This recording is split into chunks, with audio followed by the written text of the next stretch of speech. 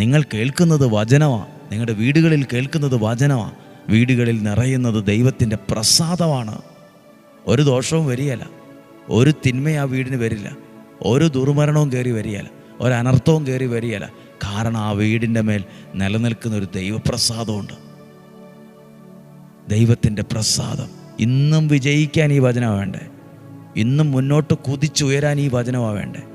ഇന്നും വിജയിക്കാൻ വേണ്ട കാര്യങ്ങളാണ് അക്കമിട്ട് എഴുതിയിട്ടുള്ളത്. പ്രാർത്ഥിക്കാൻ പോവുകയാണ്. നമ്മുടെ കർത്താവ് ഈശോ മിശിഹായുടെ കൃപയും പിതാവായ ദൈവത്തിൻ്റെ സ്നേഹവും പരിശുദ്ധാത്മാവിൻ്റെ സഹവാസവും നിങ്ങളോട് കൂടെ ഉണ്ടായിരിക്കട്ടെ. നിങ്ങളുടെ യാത്രകളിൽ, ജീവിതത്തിൽ, തീരുമാനത്തിലുണ്ടാകട്ടെ. ഒരു ദോഷവും വരരുത്, ഒരു തിന്മയും ഇവർക്ക് വരരുത്. ഒരനർത്ഥം ഇവരുടെ കൂടാരത്തെ തൊടുക പോലും ചെയ്യരുത്. ഇവരുടെ യാത്രകളെ, ആരോഗ്യത്തെ, തീരുമാനത്തെ, പ്ലാൻ, പദ്ധതികളൊക്കെ ഉണ്ട്, സ്വപ്നങ്ങളുണ്ട്. എല്ലാം അനുഗ്രഹമാക്കണം.